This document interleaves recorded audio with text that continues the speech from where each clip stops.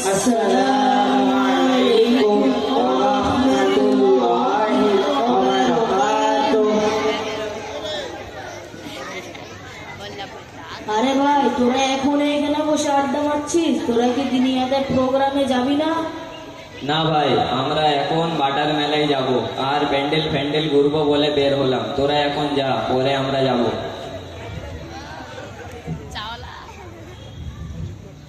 তোরা এত গুরুত্বপূর্ণ ভালো কাজ ছেড়ে দিয়ে গোনার কাজ করতে যাবি? দেখ, মেলা সবসময় হয় না, কয়েকদিন হবে, আর তাছাড়া কাজ কাম একটু হালকা আছে, তাই বেরোলাম। ঘুরতে যাবি সেটা হয় ঠিক আছে, কিন্তু বাটার মেলা এবং পূজার প্যান্ডেল দেখার জন্য কেন? এটা তো আমাদের বিধর্মীদের ধর্মীয় উৎসব। আমাদের বিধর্মীদের ধর্মীয় উৎসবে অংশগ্রহণ করা অবৈধ, যেহেতু কাফিরদের ধর্মীয় উৎসবে শিরকি আকীদায় ভরপুর, যেমন গণেশ চতুর্থী, দশমী, মূর্তি পূজা, হোলি, দেওয়ালি, ক্রিসমাস ইত্যাদি। এই সমস্ত উৎসবে অংশগ্রহণ করা হারাম। আরে ভাই, তোমরা এসব কি বলছো? হোলি, দেওয়ালি তার সাথে উদযাপন করা যাবে না। আর আমরা অনেক সময় এই উৎসবের কারণে বাচ্চাদের খুশি করার জন্য পটকা ও বাজি কিনে দিই, তারা এইগুলোকে ফাটিয়ে আনন্দ করবে। তোমরা এইসব ফাটানো চলবে না কেন বলছো?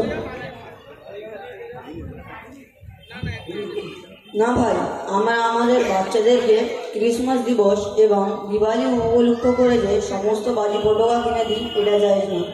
এটাও এক প্রকার তাদের ধর্মীয় উৎসবের অংশগ্রহণ হচ্ছে। ক্রিসমাসের সময় আমরা আমাদের বাচ্চাদেরকে তেমন ড্রেস কিনে দেবো, কেক কাটা একেবারে উচিত নয়।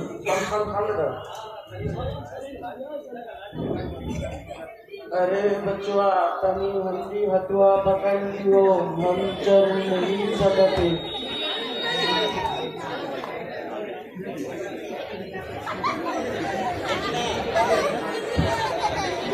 अरे वो पुलिस आए, कब से चटर बटर कर जाते हो, तनी हंडी हथुआ भी सुन लो। जी चाचा जी, बोलून। बचवा, तू अभी बहुत छोटा है, हम इतने सीखे तब से क्रिसमस में जाते थे। मेला में तो हम भी ददुआ के साथ जाते थे और धूमधाम से उनका दिया हुआ लड्डू मिठाई खाते थे। तब तो किसी ने मना नहीं किया। आज तो बहुत बड़ा हो गया, हमें चला रोकने। আসলে চাচাজি, এই সমস্ত বিষয় মানুষের কাছে আগে অবগত ছিল না এবং আমাদের কাছে সঠিক মশলা মশাইল বলার মতো ব্যক্তিও ছিল না এবং আমরা এই সমস্ত বিষয় জানতাম না। এখন আমরা দিনিয়াত মক্তবে বালেগান বেজে পড়ে জানতে পেরেছি। আর তাছাড়া আমি তো নিজের থেকে কিছু বলছি না, বরং এটা তো হাদিসের কথা। সুতরাং হযরত উমর রাদিয়াল্লাহু তাআলা আনহু বলেন, লা তাআল্লামু রুতানাতাল আজিম ওয়া লা তাদখুলুল আলাল মুশরিকিনা ফি কানাইসিহিম ফাইন্নাস সাখতাতা তানজিলু আলাইহিম। অর্থাৎ অনর্থক কথা শিখো না এবং মুশরিকদের উৎসবের সময় তাদের উপাসনাগারে প্রবেশ করো না, কেননা তাদের উপর আল্লাহর অভিশাপ অবতীর্ণ হয়। তাহলে অন্যদের ধর্মীয় উৎসবে অংশগ্রহণ করা এত বড় গুনার কাজ?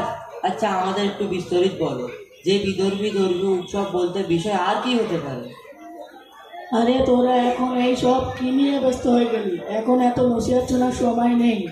मौज मस्ती अभी नहीं तो कभी नहीं, अभी वक्त है जो करना है कर ले। जब बाप में बूढ़ा हो जाएगा तब की लाठी पकड़ के मेले में जाएगा। अभी चल, बाद में नसीहत सुन लेना। আরে ভাই, একটু দাঁড়াও। তোমরা এখন জানতে পেরেছো যে এই কাজটা করা যাবে না, তারপরেও যদি জোর করে করতে থাকো তাহলে কিন্তু আল্লাহ তাআলা আরো অসন্তুষ্ট হবে।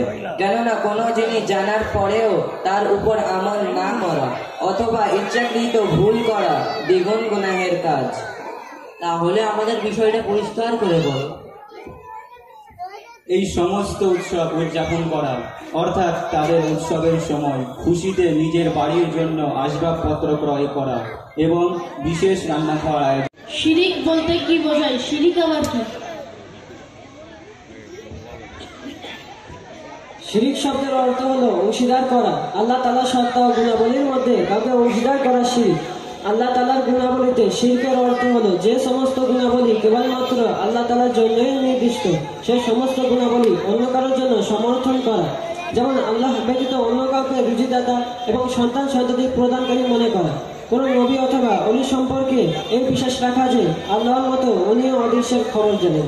আল্লাহ তাআলার মতো অন্য কাউকে ইবাদতের যোগ্য মনে করা এবং তার উদ্দেশ্যে কোনো কাজ করা, যেমন কোনো কবর অথবা কোনো বুজুর্গের সামনে সেজদা করা, কোনো নবী অথবা অলির নামে রোজা রাখা এবং তাদের নামে জন্তু জুবা করা ইত্যাদি।